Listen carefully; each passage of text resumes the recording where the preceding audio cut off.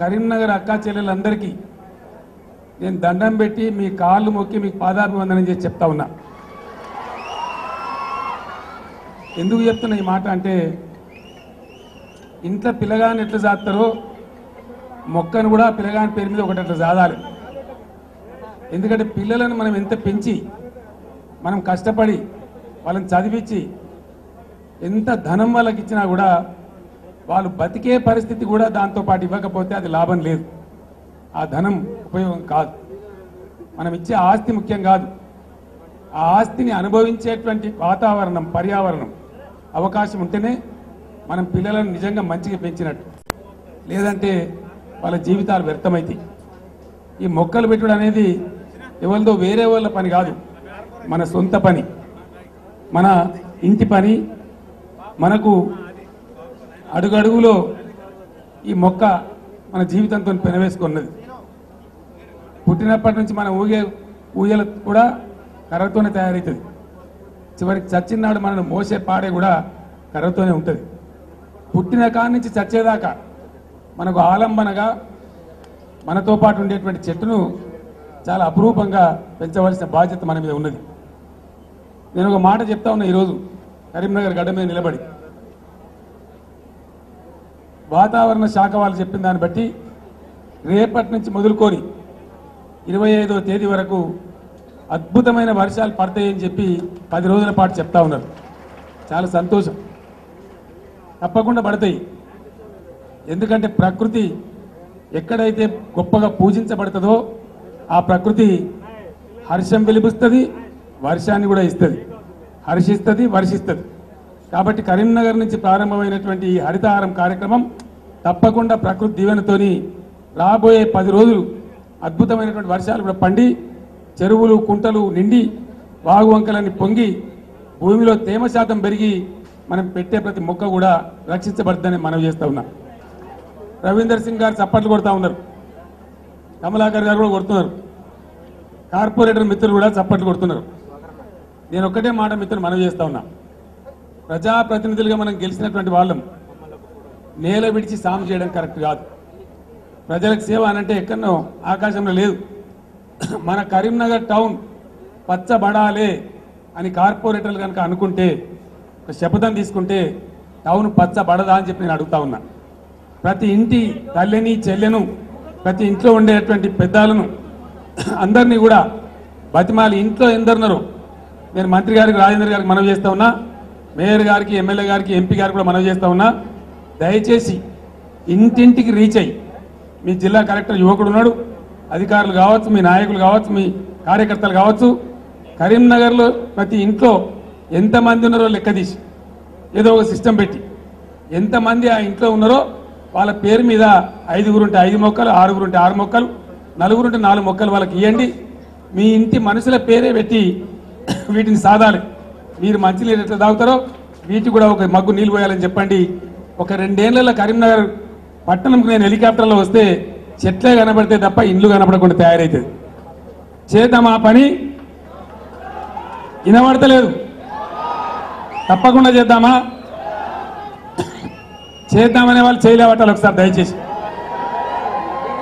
కెమెరాలు కట్టు చూపెట్టాలన్న, కెమెరాలు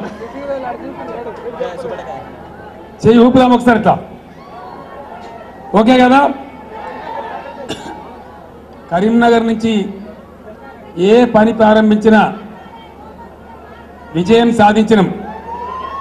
ఈరోజు ఖచ్చితంగా తెలంగాణకు 1 కోటి ఎకరాలకు నీళ్లు రావాలి, భూమిలో తేమ శాతం పెరగాలి, చెట్లు పెరగాలి, పశుపక్షాదులు పెరగాలి. తెలంగాణ బాగుపడాలంటే పునాదుల నుంచే కార్యక్రమం మొదలు కావాలి. నీళ్లు రావాలి, తెలంగాణ పచ్చదనంతో అలరారాలి, పంటలు పండాలి, పరిశ్రమలు రావాలి, అన్ని రంగాలలో అద్భుతంగా ముందుకు పోవాలి. ఈ పచ్చదనం లేకపోతే మీరందరూ చూస్తూ ఉన్నారు, ఎండాకాలంలో ఇప్పటికే దాదాపుగా 45-46 డిగ్రీల టెంపరేచర్ పోతా ఉంది. అది మంచిది కాదు. మానవాళి మనుగడకే ప్రమాదం సంభవించే అవకాశం ఉంటుంది. కాబట్టి దయచేసి ఈ కార్యక్రమం ఏదో ప్రభుత్వ కార్యక్రమం, మాకు పట్టి లేదు, మాకు సంబంధం లేదు అనుకోకుండా ప్రతి వ్యక్తి కూడా, అందరు కూడా ఈ చెట్లు పెంచే కార్యక్రమాన్ని ఒక ప్రతిజ్ఞలాగా తీసుకోవాలి. అవార్డులు కూడా ప్రకటించడం జరిగింది. ప్రతి గ్రామంలో, పట్టణంలోని ప్రతి మున్సిపల్ వార్డులో ఖచ్చితంగా గ్రీన్ బ్రిగేడ్స్ ఏర్పాటు కావాలి.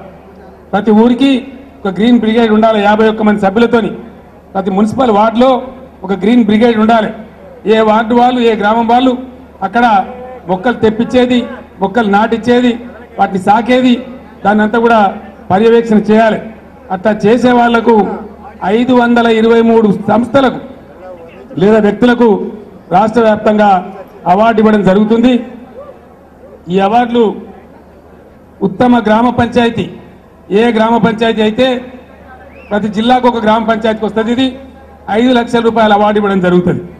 ఉత్తమ మండలానికి 8 లక్షల రూపాయల అవార్డు ఇవ్వడం జరుగుతుంది. పట్టణంలో ఉత్తమ వార్డు 5 లక్షల రూపాయల అవార్డు ఇవ్వడం జరుగుతుంది. ఉత్తమ ప్రాథమిక పాఠశాల 2 లక్షల రూపాయల అవార్డు ఇవ్వడం జరుగుతుంది.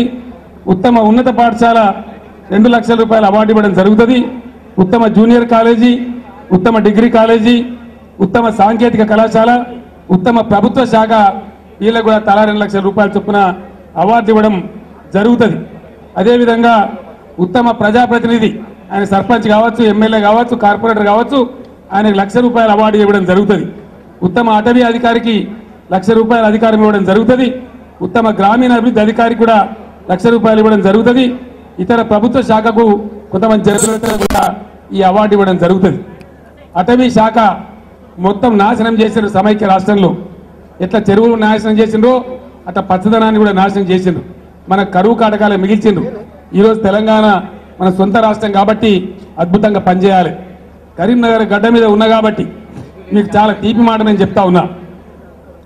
తెలంగాణ మొత్తంలో తెలంగాణ రాష్ట్రం ఏర్పడినటువంటి లాభం వచ్చే సంవత్సరం జూన్ నాటికి అత్యధికంగా లాభించబోతున్న జిల్లా కరీంనగర్ జిల్లా అని చెప్పి నేను మనవి చేస్తా ఉన్నా. కాళేశ్వరం నీళ్లు ఆ స్వామి యొక్క దయతోని వచ్చే జూన్ నాటికి మన మిడ్ మానేర్ ప్రాజెక్టు, మన లోయర్ మానేర్ ప్రాజెక్టుకు కాళేశ్వరం ప్రాజెక్టు అనుసంధానం అయిపోతా ఉన్నది. పనులు పూర్తి కావచ్చినాయి. శ్రీరామ్ సాగర్ ప్రాజెక్టు ఇక్కడ నుంచి మనకు పశ్చిమంలో ఉండే మెట్పల్లి, జగిత్యాల, చొప్పదండి ఇతర ప్రాంతాలకు ఎస్ఆర్ఎస్పీ నీళ్ళు ఏవైతే వస్తాయో దానికి కూడా కాళేశ్వరంతోనే మొన్ననే 1000 కోట్లు మంజూరు చేసి ఎస్ఆర్ఎస్పీ డామ్ని కూడా నింపుతా ఉన్నాం. అంటే ఎస్ఆర్ఎస్పీ కింద ఉన్నటువంటి 15-16 లక్షల ఎకరాలు 2 పంటలు పండిస్తే వచ్చే సంవత్సరం నుంచి అని చెప్పి నేను మనవి చేస్తా ఉన్నా. వారబందీలు పెట్టి ఒక పంట పండించి నీళ్లు లేని బాధ వచ్చే జూన్ తర్వాత ఉండదు. 100% నేనే వచ్చి దాన్ని ప్రారంభించి ప్రతి సంవత్సరం 2 పంటలు పండించి దేశంలోనే ఒక గొప్ప జిల్లాగా కరీంనగర్ తయారు కాబోతుందని నేను మనవి చేస్తా ఉన్నా.